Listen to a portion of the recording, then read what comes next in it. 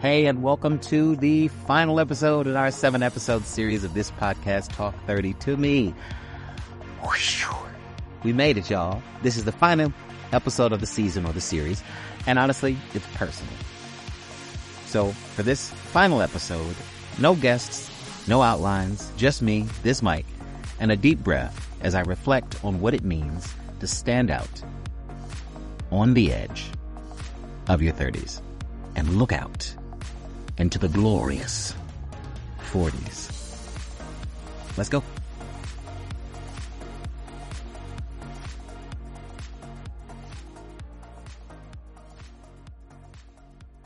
All right, so first up, my Dear John letter to my 30s. Dear 30s, you were louder than I expected. Messier, too. You taught me about boundaries, not just with people, but with my own bad habits. You humbled me with heartbreak and then handed me healing. You didn't give me everything I wanted, and we'll circle back around to that. But you gave me what I needed, or what you thought I needed. You made me say no, which was fun. You made me rest. Originally, I wanted to say you made me whole, but I think you rearranged the pieces, so I remained whole, just in a different way. And if nobody's told you, 30s, you did what you were supposed to do, I suppose. You got me here. And for that, I will continue to be grateful. Covered a lot of topics over the course of these 7 episodes, well, 6 up until now.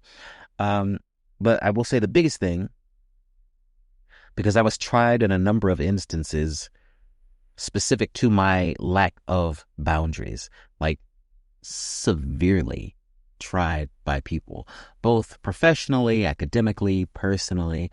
Boundaries was definitely an area that I struggle with, not just, again, with people, but also my own, I won't even say bad habits, but my care and concern for people, having been a person who was not always handled with care, tricked me or afforded me opportunities to care for people in a way that I wish I would have been cared for, which has kind of always been the case for me. I'm always doing for people what nobody did for me. So I stand up for people. I speak out against issues and people that are not right. I write letters. I've beat a couple people. Some people are currently resting in the bosom of our Lord and Savior Jesus Christ. I'm not going to say I personally got them there, but they're not here anymore. And I feel I did all of that with grace. It was extremely frustrating, extremely irritating, that, people were not necessarily equipped in the way that I would have liked for them to be, not even for me, but definitely for themselves. But I will say in the presence of very specific,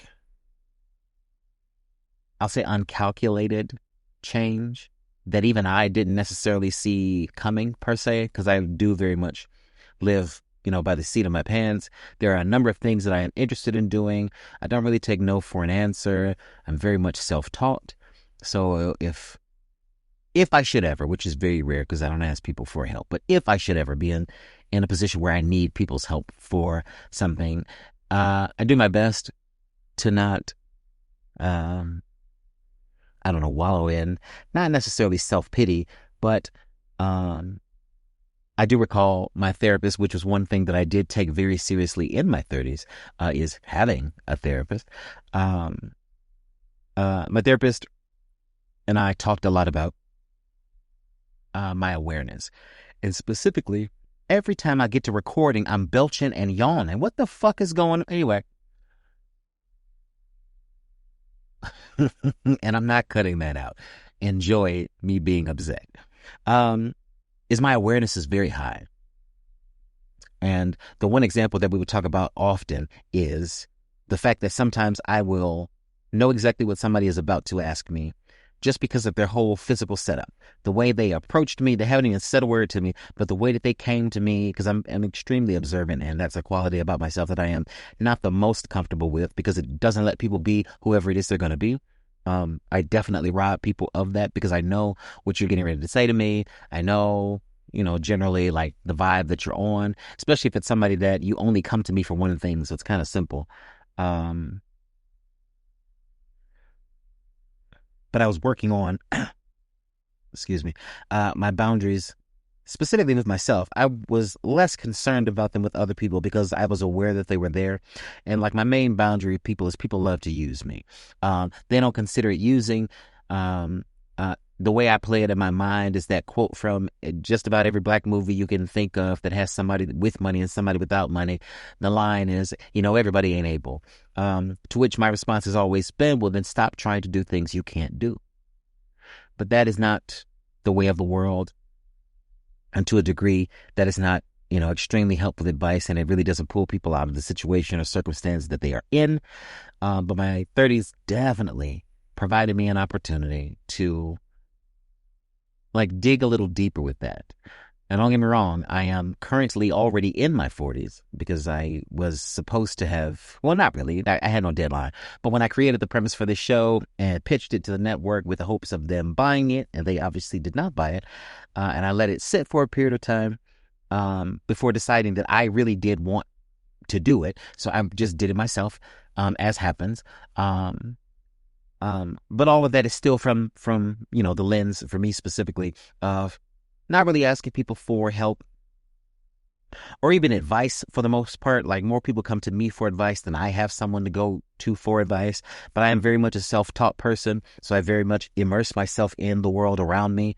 I can really teach a class on watching movies because I know you all don't really watch movies. You take in the pictures and the sounds, but you're not processing. And I'm not talking about on like a deep level with the cultural themes, and although all that stuff is perfect too, but truly how to enjoy a film. I don't think, I think we process information so quickly that we don't enjoy it. Which, just reminds me of a story in high school. I had gone to the movies with some friends to see something, and some kids were having sex behind us, and I took my belt off and I beat the shit out of them. What a time, I hope they're doing well. Anyway, boundaries was the big thing that my 30s taught me. That I had them, but that they were very lax because of my care and concern for people. I just want people to be okay. I know what it feels like to not be okay. And, in a number of instances, people tell you, a variety of things, because I'm real specific about language in ways that other people are not. But, when you tell me that you didn't do anything, I heard you, but I don't think you heard what you said to me. Because I would never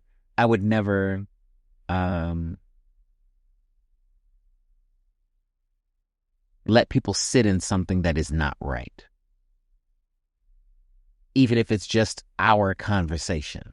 I would never let people sit in something that is not right.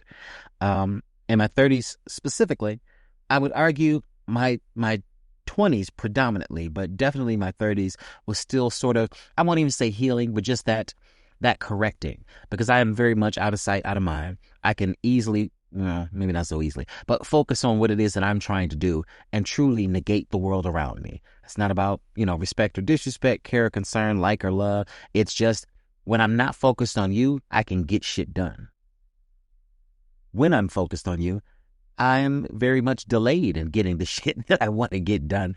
Not everybody acknowledges that or takes that into consideration, because, and my mother taught me this when I was young, which is odd because she's one of those people, but people are selfish, and I get that people are selfish. I really do. I mean, I'm selfish. I very much take time for myself, but God damn it, if everybody's just not selfish to me. Everybody ain't got money and come to me. Everybody need a letter of reference and comes to me. Everybody, with as much notice as I provide, I've definitely taken a few things away from the public eye, but I generally let you know, like, publicly, just when I'm out of town or when I'm on the move, because I think, now one would argue, well, why did you answer your phone, or why do you? To which I also say, why do you? Like, why is every crisis you have one we have to solve? But again, in acknowledging my relaxed boundaries, specifically with my own bad habits, and feeling like I need to, and not because I am the oldest child, as far as we know, uh, but that I just know how I grew up and how I made it work and where I am as a result of choices that I made. Now, some would argue some of these choices were made by other people. I will very much disagree with you. But I can see when people don't have that. I can see when people, you know, were very much tolerated as a child, a teenager, or whatever, as opposed to, I wouldn't even say being raised, but I would definitely say acknowledged, because I do find that there's kind of a split difference in there. But I also attribute a lot of my success in life to the time in which I was born, which most people don't have the benefit of that time. Like, the world has just become extremely more chaotic, and it's even more difficult to cope. And it's not about a generation being weaker than another, because I would argue, and it's not even really much of an argument, but children are not supposed to raise themselves in any capacity. They have voice. There are things that they know just because of, their access to information being younger, and, the various mediums of which information has evolved and moved. But they're not supposed to raise themselves. And more specifically, they're not supposed to raise your other children. I don't know if parents know that. That will be something fun to, maybe pay attention to. But anyway, it doesn't matter. So, to all the kids who had to raise your siblings while your parents were doing shit out in the streets because they needed a life too, even though them having a life is the reason why they had the baby in the first place. Are we there yet? We're not there yet. Okay, I'll save that for something else. My bad. Dear 30s. Like I said, you were louder than I expected. Very messy. I believe, was that my 30s? I believe I had 2 great relationships in my 30s. Multi-year, definitely in the vein of an adult relationship. Through whatever mechanism, it did not work. Totally fine. But I wouldn't necessarily say heartbreak in so much as growth. Because I think I mentioned when we were talking specifically about dating and relationships in a previous episode that I have never been one to ask anybody out. It has just never been my focus. No disrespect, but I'm going to get this nut and I'm going to go. Not because of a fear of a commitment. It's just I got other shit to do. And the timing of this interaction and the shit I got to do just happened to be similar. But I say all of that full circle to say, my 30s taught me to say no. It made me rest, which I am still very much not great at, but I am getting better at it. I know by the time I hit 50, Lord willing, it truly will be fuck all of that. And I'm excited. I'm excited. I'm instituting practices as we speak, but I am very much working on the rest piece. I am trying to build in moments of rest, and not just, because of the time that everybody is woke right now. We're all breathing and meditation and yoga and all that shit. But just because I am tired. And instead of just telling myself, which we already know that we're tired, I take the rest. I'm not asking you people for shit. And I will say specifically, my 30s reminded me of how and who I used to be before I allowed people to make me think I cared that deeply about them. Oh, right? Like I said, my 30s, I was already whole, but it repurposed the arrangement of my wholeness so that I'm whole in a different way. And to the point of saying, my 30s did what they were supposed to do, I am mildly going to disagree with that. I do believe I went through all of that to still be here, specifically in this moment, in this time, pursuing all the things that I'm pursuing right now. But I deserved a far more gentler decade than the one that I came out of. And granted, there was no, because I told y'all when I turned 30, I had probably one of the worst birthday parties I have ever had in my fucking life. And that's why I don't Don't get me wrong. Like I have friends, there are people that I love and I hang out with, but I will kind of be consistent about that because birthday parties and even travel to an extent, but I will beat a little person down on birthday parties specifically. Show you like how much people care about you because people will forget. Just like they have a birthday every year, you have one too. Even if it isn't on the actual day, at some point in the year, acknowledge somebody. And I get, there are faiths that believe that the day you were born is your birthday. And I'm not just talking about Jehovah's Witnesses. You don't want to know what I was just about to call them because it was not Jehovah's Witness. Anyway, uh, but there is something in acknowledging people and not necessarily for all the successes. And I know people are sick of me. That's probably why people really don't fool with me because I do have a lot of shit that's going on. I am successful in a number of things that I do have going on, but it isn't boastful. It is just, hey, y'all, this is what I'm working on. This is what I'm doing. Because it's nothing for somebody to ask me who follows me. Hell, I have a cousin. Every time she sees me, she wants to know what it is that I'm doing. And not in like a catch-up way. She wants to know because she doesn't remember what the fuck it is I do. Anyway, love her to death. So, dear 30s, thank you. While we were very much in disagreement on a number of things, you did wrap it all together pretty nicely. There was definitely exposure to the greater world that you extended to me. Most prominently was definitely the trip to Alaska for my birthday, which, you know, overall was a great trip. I'm still processing how people behave in my presence. I very much, specifically women, but it really is anybody. But overall, I enjoyed myself. My exposure to the world around me was great. My footprint in a number of industries was even greater. If you had asked me in my 20s where I would be working or where I would have been in the world, either by the time I turned 30 or just in my 30s, I definitely would not have named any of the things that I did actually accomplish. So I am grateful for that. I am extremely grateful for the doors that were open, the opportunities that were extended to me, the ones I had to pass on in my 20s that came back around in my 30s that I did not think were going to come around in my 30s, and the things that just required time in order to manifest. So I feel like I said it previously, but I attribute a quote to my grandmother, and I've used it in a book that I wrote a couple of years ago called Kiss My Ass and Other Unsolicited Advice. But give time.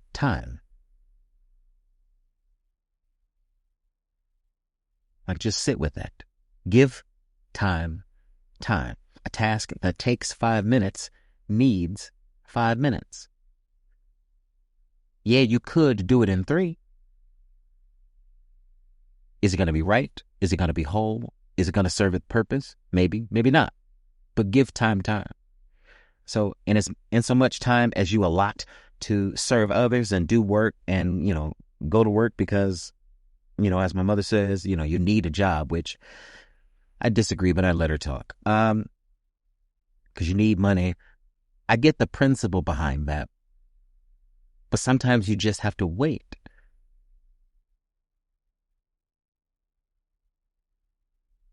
Wait in silence, wait in doing. And this isn't even, I'm not even going to extend this, to the faith community. It's just principle. Sometimes you have to wait. You go to the store, you're in a hurry. Is the rest of the store in a hurry? No, they don't give a fuck about you. You have to wait, right? You could prepare differently so that you don't have to wait. But otherwise, I don't give a damn if you get the 10 items or less line. There's 4 niggas with 10 items or less in front of you. You're going to have to wait. Or I'll go to self-checkout. Yeah, there's a line there. And plus, I don't work here. So you're going to have to wait. So I will say overall, I definitely increased my awareness on specifically that phrase, giving time, and the waiting that comes with all of this. The world will make you think that you have to achieve things by a certain age, by a certain time period, by a certain day, and none of that shit matters. Which is not a new thing. It's not a thing that I did not know before now, but it's a revelation at times when you hear something and it sits in your spirit, since it sits in your soul, and then it finally makes sense. So, to my 30, I thank you for everything that you've given me and the door you opened for what's next. All right, let's take a break. We'll be right back. This is Woodsy. Not just a brand, a movement, a mindset, a mirror, a place where community meets creativity, where healing meets hustle, and where unapologetic Black excellence gets to speak loud, clear, and free. We build workshops that grow the soul. We tell stories that shift the culture. We host spaces that hold all of you know code switching required.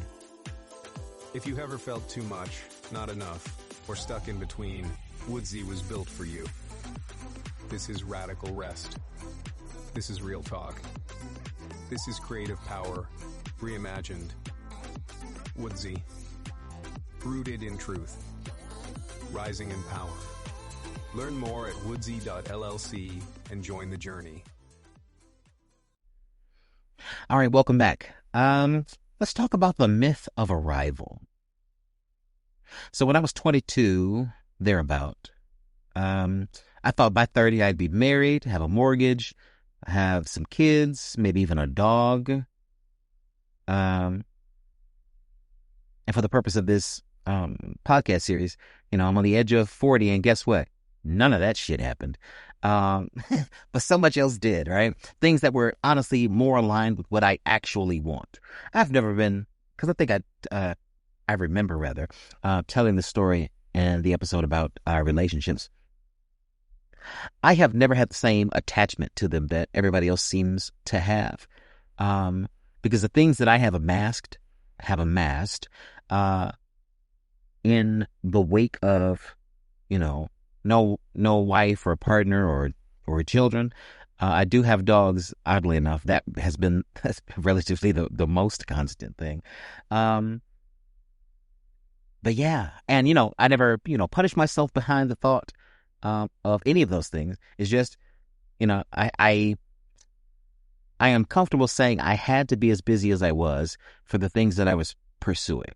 Now, granted, the weight specifically of my mom, definitely other people, but I feel like they asked in different ways. There wasn't an expectation that I become this person, become this thing, find this level of success or anything like that. But I definitely came to sort of an understanding that there is no finish line. No congratulations, you figured it out banner. It's just you and the choice to keep showing up. Now, I say that acknowledging, the lives of a number of great friends of mine who were cut short either because of their own choice to leave or because of circumstance. And I match that by saying I have a desire to live to be over 100 years old, not, for vanity or even being able to say that I'm 100 years old or anything like that. But I feel I have a lot to contribute to the world in the way that I contribute things to the world that is necessary. And I don't think that that's self-absorbed, but we really do have to figure out how we fit into all of this, or else we will truly be run over by orange people with big hands and tiny penises, or tiny hands and even tinier penises. Orange people, but not the Oompa Loompas, because we're kind of okay with them, but, that motherfucker. Yeah. So as long as there are people like that in the world, somebody has to write letters or reappropriate that trauma into a story of, hope and survival. We have to do that. Someone has to truly bear the armor. And I think very early on, specifically because of my proximity to adults. I really didn't hang out with kids. That's why I'm so weird now. Like, I didn't really hang out with kids. So while I do have fun, it is very much like managed fun, which not everybody understands or appreciates. But that's okay. That's okay. But yes, like, there's no finish line. There's no congratulations, you figured it out banner. It truly is just you and the choice to keep showing up. So I am grateful specifically because of the things I've gone through in my life thus far that I kept showing up. Now, I am somebody who I'm a shutdowner. I know a lot of people don't understand with that, but I know my rage. Remember the murders that weren't murders that I referenced earlier in this podcast. I know what it is that I can do to you because I know more about your weaknesses than you do because you don't pay attention to you like someone who is not you. Yeah. So I chose to let some things slide. I chose to separate and isolate myself from people because I know exactly what you need, but I'm also not going to give it to you. But I acknowledge the fact specifically with myself, and you should too, that you are not late, you are not lost, you are not broken, you're just becoming. What did Aunt Michelle say? Becoming. Oh, it's so important to root yourself in that knowledge that you are, and granted, it's all just language. I'm not broke, I'm building. It's all just language, but you'd be surprised how much that shift in language. Because I had given one for the bonus drop for the previous episode. You'd be surprised how much that very small shift and change in your language really does open the door for things. I've been writing my whole life and never really considered myself a writer, or an author, even though I have published works. I wrote a story in elementary school called Pizza Man. And when I tell you the pride I have for that motherfucking, it was 2 paragraphs. The pride I have for that motherfucking story through high school, if asked, I would bring that goddamn story up. Because I wrote it. I had an idea. I loved pizza. In that particular moment, science was my favorite subject at school. How can I bring these two things together in a way that is engaging to me as the one who's writing it, but then also for someone to read it? And not only did I write it, but like someone read it. And not only did they read it, but they valued it enough that they put it in a book, a bound book that I still have a copy of. And will break out anytime anybody asks me about the book Flights of Fancy from Burton International. Anyway, but I was writing this whole time. I was building websites just for fun. I used to get, I'm kind of dating myself now, but I used to get the Disney Adventure magazines at the checkout, and I would, take it home, read it cover to cover. And then on it had the web address. So I would go on the website and look at things. That web address and then Entertainment Weekly were like my favorite fucking online websites ever. Wink, wink. And it dawned on me that web design was a thing. And then I started to download the source file and all of the images and make slight changes. But in all things where there was adventure and creativity in my mind about the thing, I taught myself how to do it. I taught myself to write. I taught myself to write specifically. Then I switched to technical writing, which is what, web design is, using HTML, XHTML, CSS, CSS Plus, all the things. WordPress, Joomla, Ruby, getting into Python and all that stuff. Granted, not an expert by any stretch of the imagination, but the shit that I can make just because of my own interest is fucking crazy. And again, if you isolate each of those things, it would just be like, which is exactly how it was perceived by the world around me. Oh yeah, he just, he just, and look at it now, like the foundation that was laid because of those very small acts Those just very small occurrences where I have either taught myself how to do something or just hear in conversation how to do something, or with the advent of YouTube and other places you search for how to do something, or the internet as a whole when so much information is available to you, or because I'm old school, I'm a pre-senior citizen, I was going to the library well past the modern age of the internet, well past. Was still checking out books. I was using the computer at the library well past. It was me and a bunch of unhoused people. I'm gonna go back to saying homeless. I'll talk about that in my surprise announcement, which if you follow us online, you'll see it. But anyway, who knew that all of those individual things could manufacture a life that is pretty fucking sweet? Now, people of my parents' generation will definitely believe in not being able to build or live a life based on passion, that you have to be uncomfortable. You essentially have to work someplace that you hate because it pays you money to do a thing, but like that's what work is. I have very much bucked against that notion because I do not believe that that's what work is, but my life was proof of that, right? You could not look at the quality of my life and say that, one, I didn't get anything done, because I did.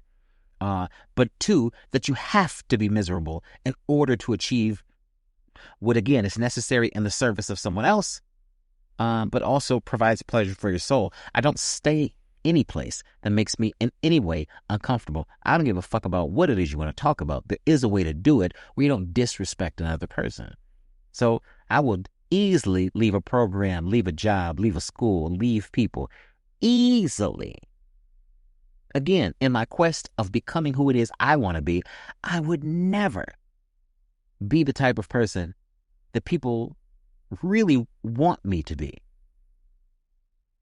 Never. I have no fucking interest in that person. Now, don't get me wrong. Do I still, have qualities of them? Sure. I can be helpful if and when I am truly able to be helpful. But your dependence on a skill that I have, as if it is who I am, that shit stops. Now. That shit stops now. I will never. And especially at this age, I take my becoming that much more seriously. I don't care what it is that you do. I don't even care what it is that you're going through.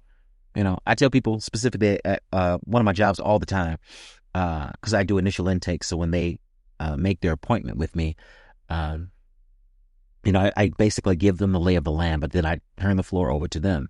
But I like to remind them, you don't have to tell me your woe is me tale in graphic, embarrassing detail. Just hit me with the facts. I fell on hard times. I'm having difficulty paying this. I'm looking for some assistance. But you do not. And some people like that. I used to make fun of, I know every story begets a story, but that's what you're here for. The fuck. It used to tickle me so much in school. Because I was never one to make a big deal about my birthday, even though my birthday was important. But being born during the summer, I didn't have parties with, my entire class and things like that. I was always partying with, family, my friends outside of school. But during the school year, when people would bring balloons and pin shit to them and walk around with a big card, I was never like jealous or anything like that. But it was just, I couldn't understand that type of celebration of self. And then I got older, and not expressly about my birthday, but just in general, literally no one is going to do it. I remember I worked at Marygrove College, and they had passed. I might have told this story, and if I have, just shut the fuck up and listen again. Jesus. But I was at Marygrove College, and they had this award ceremony, basically acknowledging the 3 C's. Care, compassion, and I'm forgetting what the other C is. But anyway, when the email went out, I just happened to know somebody who was on the committee that was doing the judging. So based on all the submissions, helping to actually pick the people. So it became very clear that while I was beloved in the school community, no one had nominated me. Not one fucking person. Until I sent an email telling people You say you love me. You say I am great for this community. You say you appreciate what it is that I bring to the table. But when it's time to award me, nobody awards me anything. I'm going to need you to go ahead and submit me. And not only was I submitted by a number of people, I did actually win.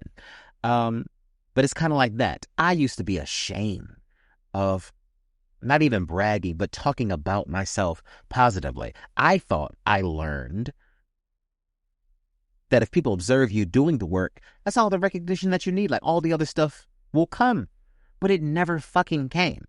All of the awards that I received were expressly because of like hard work. It was literally like down to numbers. But people-focused, people-centered celebration of you, just it didn't happen for me in that way. And then tie that in with the birthdays. Like I very much developed a specific sense as it relates to my work ethic. And not even like to show people up or to make sure people notice me, but I crafted a very specific way in which I worked. Because I'm not doing all of this in a vacuum. So like someone has to be aware of this. Someone has to see this. And you know, again, over the years, all of that has tied into my becoming. The type of work that I do in the world, granted, it might be serious work that I am doing, but I am always going to approach it with humor and with fun because I don't like to have boring work days and I don't like to be irritated, even though I am in a constant state of fucking irritation all the fucking time. But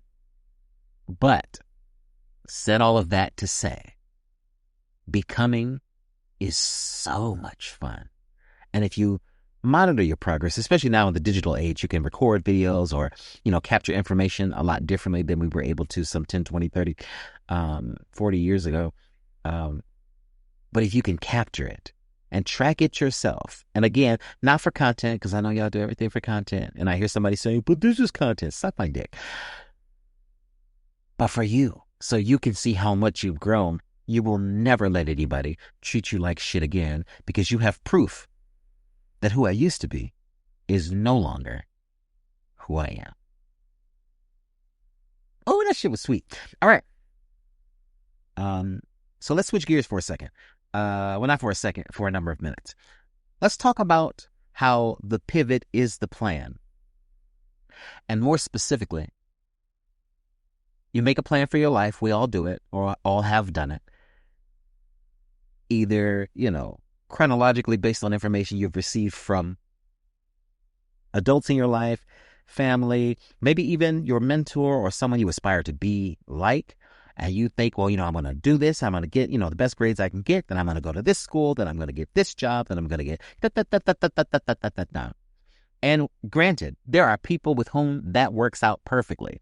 I don't think they enjoy themselves, but there are people for whom that does work out. I tend to lean more toward people who the pivot is the plan. My ability to figure shit out is unparalleled. If you have ever traveled with me, you know I do not get lost. I can always figure some shit out. My phone could have no juice. My card could be locked, and I will still be safe in the world.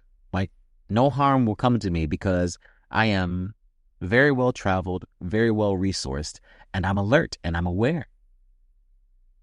But let me say this, specifically on pivoting, before I get too far into it. Changing your mind is not a failure. You are allowed to think you would be a teacher and then you become a therapist. You are allowed to fall in love with someone and realize they weren't your forever. You're allowed to grow out of what used to fit. That's not quitting. That's living. That is the shit we're supposed to be doing. That is life. Life is not prescriptive. It truly is literally by the seat of your pants. With each step begets a new opportunity. And while that sounds, hokey, it really is. That image of, somebody approaching a fork in the road and choices. You can either go left, you can go right, or you can go straight. So if life doesn't look like the plan, congratulations, kiddo. You're on track. That is that is how it fucking is. I was talking to somebody the other day about how they didn't have they didn't have the phrase for what it was called, but they were doing some work where they basically, you know, um, were provided with a number of options, or maybe 3 options, and with each option opened up a new opportunity. And I said, without missing a beat, "Oh, choose your own adventure." And they said, "What?" I said, "Oh my God, I'm so old. Choose your own adventure." It used to be, and still is in some cases, specifically for children, but you'd have a book and, sort of the same thing. You were provided with some options, and based on the options, you would advance to another page. So you're not reading the book fully, from front to back. You are jumping ahead based on the choice that you made.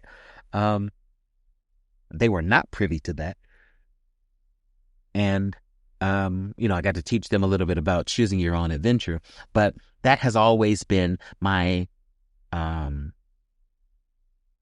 sort of, goal in life, is that, and I mean, I've even named a facet of my business, $100 Ventures, sort of after that, because, again, if you, not making this about, faith or anything like that, but, we're definitely taught about free will, specifically with the Bible, but in other faiths as well. But all of this is choice. All of it. All the things you were told to do, you can choose to do, but you can also choose not to do them. My mother specifically was hell-bent on me going to college after high school. I went to college, and it just wasn't the right fit for me because nobody paid for college. I paid for college. So in order to pay for college, and as good as pussy is, I had to go to work. So I could not continue to work and go to school just because of just how it all worked out. The jobs that I was able to get, the places that I could work, the experience that I had. Again, going back to the waiting, sometimes you have to wait. It took me, 14 years before I returned to college to finally graduate and get my bachelor's degree.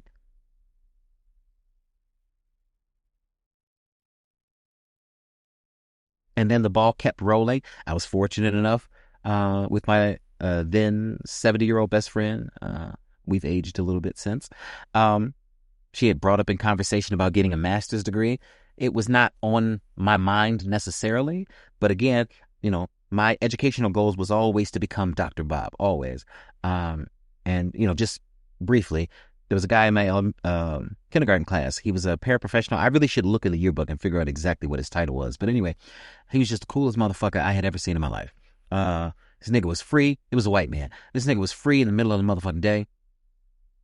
Coming up to school in back when leisure attire was acceptable. I don't know what the fuck you all are wearing now. No judgment, but I'm concerned about you. He just seemed cool. He had a very nice disposition. He was always very pleasant. I just remember him being a good time. And the things that I was able to carry through about his disposition, his personality, was essentially his name is Dr. Bob. I do not know what the fuck he was a doctor of. I don't know if he was an actual doctor, a doctor of philosophy. I do not know. And I really should look in the yearbook to figure out this man. He could easily have been a fucking stranger named Jared, and I would not know. But that was always my goal, and whatever the capacity was, like becoming Dr. Bob was always the goal. So it again, on the journey of becoming, and more specifically pivoting being the plan of going to school straight out of high school was not going to get me where it was that I was trying to go. I had to do some other things in order to do that, because each of those opportunities opened up the door for everything else. Because I stayed in the workforce longer, I very much cultivated my own work ethic, which means to this day, I can literally walk into anybody's workplace and I'm good to go. I can work any fucking where. Any fucking where. You can put me any fucking where to do work and I will be okay. But those opportunities afforded me connections, and those connections opened up doors for me to go to Specs Howard. Specs Howard opened up doors for me to go to Marygrove College. Marygrove opened up doors for me to, actually finish the degree, both being an employee and a student. So like the pivot is truly the plan. Sometimes, again, not just having to wait, on a better time or your time to do something, because just because other people are going this way does not mean it's your time to go this way. Your route might be a little bit bumpy. It might be a little bit more chaotic. It might be a little more unraveled, like everybody's walking very much paved roads, but yours is not so paved. You might fall and hurt yourself, but you have some amazing stories about the experience. And in my case, I have something I could tell someone that's believable about this journey, right? You know, and people love to interpret the way that I move through the world as being simple or easy, or, because I wouldn't argue that I was always necessarily an intelligent child. You know what? I'm not gonna say that I was. I hated school. And it's like, you're getting a doctoral degree and you hate school? Yes. School is fucking terrible. I don't know who it's for, but once you learn the system, not how to do the work, but just learn the system, I promise you'll pass all of your classes effortlessly. I'd be happy to talk to you more about that at a later date. But changing your mind is not a failure. Sometimes, and they say this over at Greater Emmanuel, sometimes you got to see it before you see it, or most times you have to see it before you see it. And sometimes when you see it, others don't see it. So the disappointment of not getting the acknowledgement or celebration when you know what's best for you. Because I know plenty of people in my mother and other generations who were talked out of their dream. I won't be talked out of mine. Even if it, which it has, takes me 10, 15, 20, 25 years, I won't be talked out of mine. You cannot talk me out of the shit that I want for myself in this life. Even if in having it, I no longer have you. The way I am okay letting you go, because what I want truly is manifest. This shit is wild, right? And I don't think that's, restricted to 30 specifically. But I will say sometimes that clarity and focus that you need to attack what needs to be done for a decision or an outcome, it doesn't happen in the earlier years because your focus isn't there. You haven't had enough shit not go right for you to the point where you have to readjust, see the world differently, remove which there's nothing wrong with it, but remove the optimism from a situation and honestly see it as it is. Recognize what you can honestly do in the moment with what it is you have and where you will end up as a result of choosing that as your choice, as opposed to things other people say who have never achieved anything that you're achieving, right?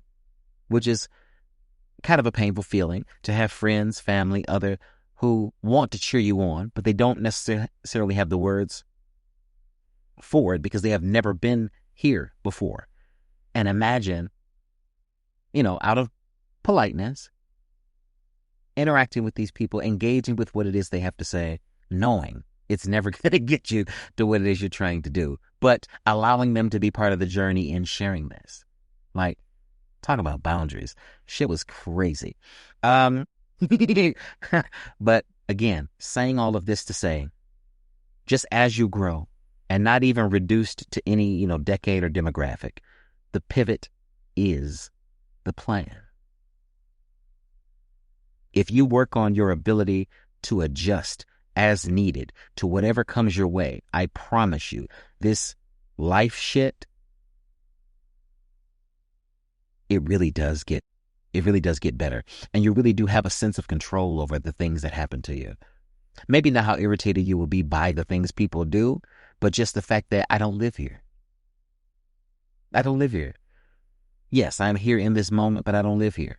So as irritating as you are, I got some goals and shit waiting on me, right?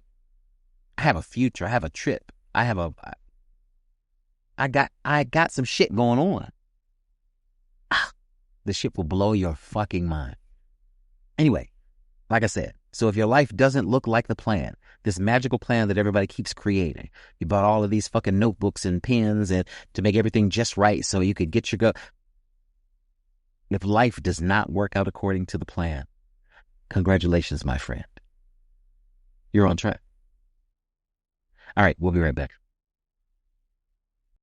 At Woodsy, We don't just write books. With the help of our publishing house, Hazelwood Press, we release blueprints. We print power. We publish purpose. From self-help to soul work, essays to exploration, we're celebrating new releases, timeless re-releases, and this October, our very first novel, Bedlam, drops. Stories that shift culture. Books that build legacy. Voices that deserve to be heard. Got a book in you? Want to tell your story your way? Let's make it real. Visit woodsy.llc to learn more about our publishing support, author services, and how to join our growing community of storytellers. Woodsy, rooted in truth, rising in power, writing the next chapter with you. All right, y'all, welcome back. So let's talk what I'm taking with me into 40. In full transparency, this year I turned 41, so boom. But I'm taking softness. I'm taking better sleep, clearer skin, and stronger boundaries. I'm taking solitude, not because I'm lonely, but because I've learned to love my own company. I'll say that again. Not because I'm lonely, but because I've learned to love, which I always have, definitely, to love my own company. I'm taking no, and not right now, and I'm done explaining myself.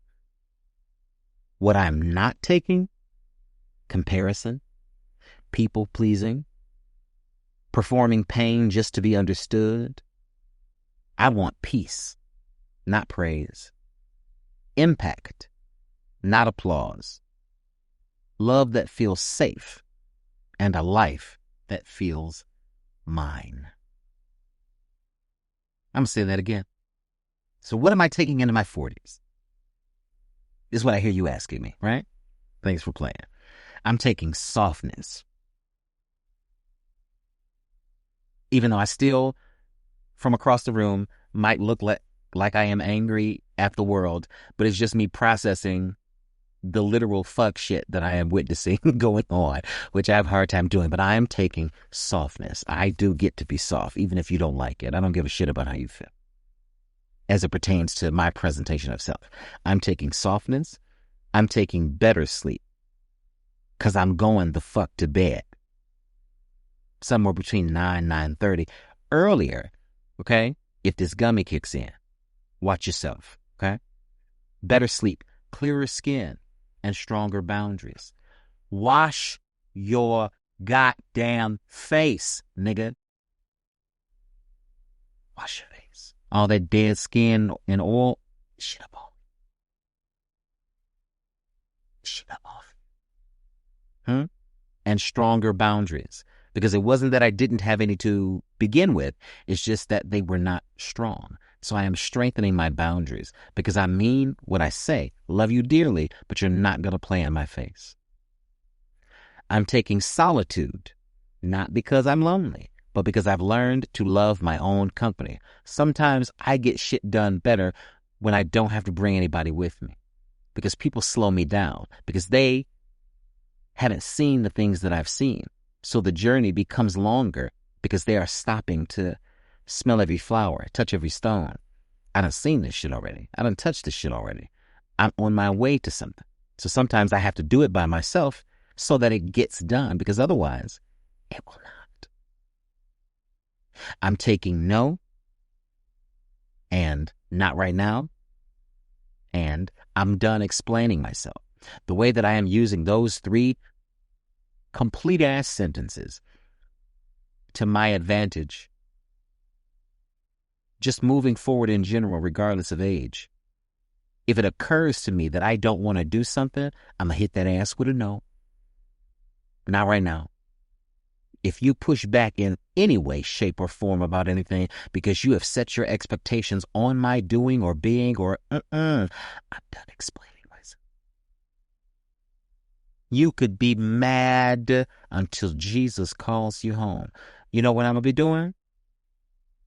Pursuing my goals, getting shit done, getting this money, traveling the world, meeting new people, having great experiences, putting myself out there to be judged professionally in ways that open doors.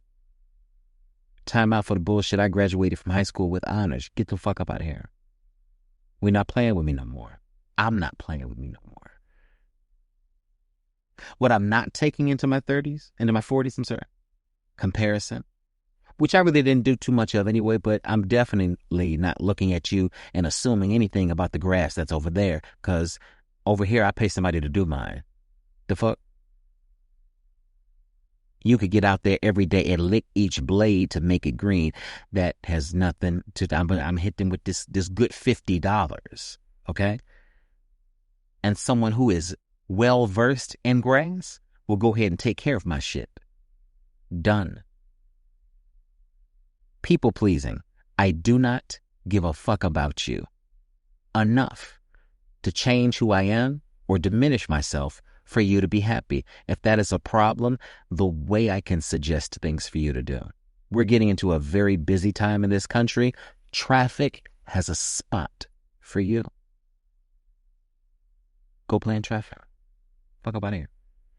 Performing pain just to be understood. The way that I will not sit in your face and until you ask me what the fuck is going on, or make this paper cut seem like more than what it actually is, just so somebody understands what it is that I'm going through. You don't have to understand. If I want to talk into a vacuum, I have a blog. I mean, people do actually read it, but I have a blog. I can put some shit into space and see, hope, wish, pray that somebody actually reads it, processes it, understands it, and then maybe even asks me something about it. But I have ways in which I can be understood without being performative. That is not coming forth with me. I want peace, not praise. Impact, not applause. I want the work that I do in and of this world to matter. I'm not out here doing bullshit just to make money. You do that. I want to do something that matters, that helps somebody, that changes a mind, that informs a mind. There's a quote that Tupac left us with. And he says, I'm not saying I'm going to change the world, but I guarantee that I will spark the brain that will change the world. And that's the work that I'm doing. Not specifically to be a teacher or an educator or anything education related in the least, but something that I do on this earth in my time here is going to spark a brain that is going to revolutionize the way we do shit here. It is. I know it is. I know the quality of my work. I know what I bring to the table. And I know the impact that I have on the world around me. I know the youth whose lives I've changed because they've come back and said it. They've sent me emails. They've called me. They've shown up at things that surprised me just to say thank you. So I know I'm doing it, and I will continue to do it. And lastly, love that feels safe and a life that feels mine. Because people tell me both in dating and friendship relationships that they feel safe with me. If I don't feel safe with you, I promise you will never see me again. Ever. And the way that I live my life like it's mine, taking no suggestions, interested in no opinions, I am doing whatever the fuck it is I feel I need to do to make it to the finish line complete and empty. What more can you ask for, yeah?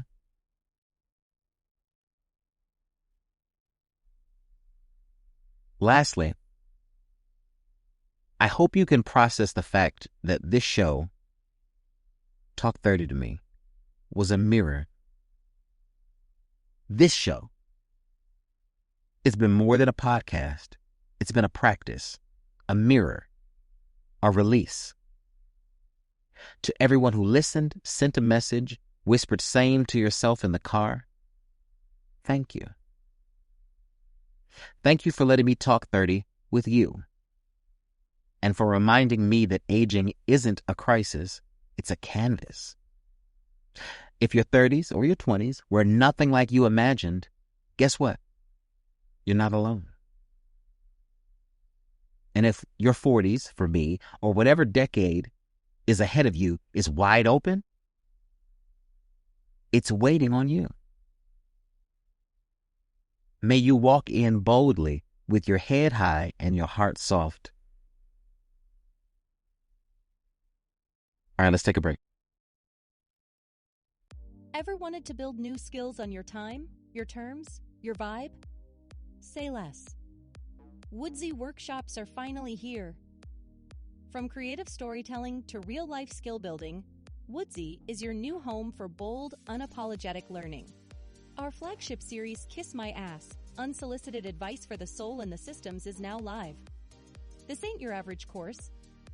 We're talking truth-telling, self-reflection, and designed to shake the table and set it. And soon, our Woodsy Journalism Project drops made for truth seekers, culture shifters, and everyday storytellers ready to use their voice with purpose. Whether you're leveling up, healing forward, or just curious to try something new, Woodsy has a workshop for you. Visit www.woodsy LLC to explore, enroll, and evolve. Woodsy, where soul meets skill. What our cousins say, with me now in your word. This has been Talk 30 to me. Season 1, but there will not be another season. Done with love, done with growth, done with you in mind. This show, done with love, done with growth, done with you in mind. And wherever you're going next, go there with grace. Go there knowing you deserve to be there. If you are listening to this and battling with whether you belong, life is difficult, it's hard, hell, you don't want to be here, same.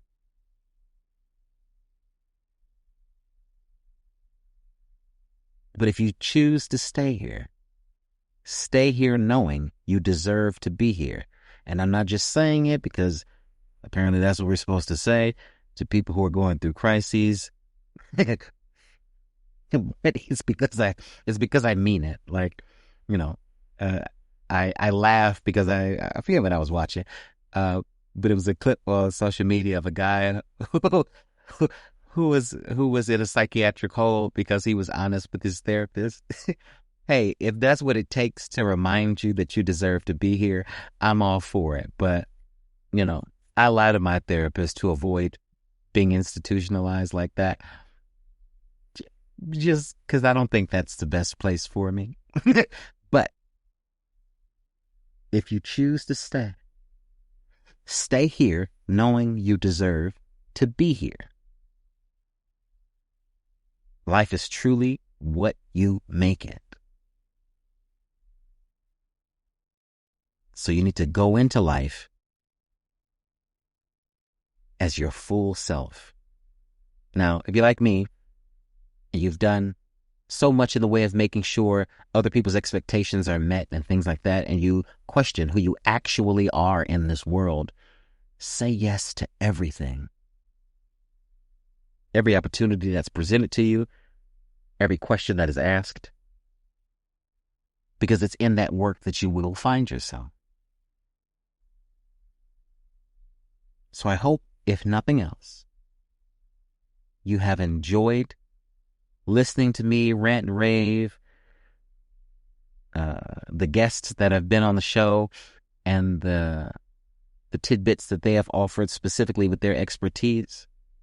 Or if nothing else, just the calming, soothing presence, that is my voice, has guided you at least about an hour or so into the day.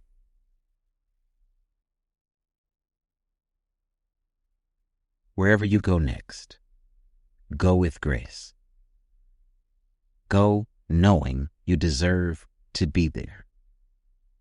Go there as all of you. Do not sugarcoat, do not diminish, do not make small. Do not change, do not identify as something other than yourself in order to fit in. Go there as all of you. You never know.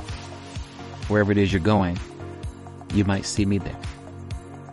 So, until we meet again, I'm Mr. Robert, and this is Talk 30 to Me. You be safe.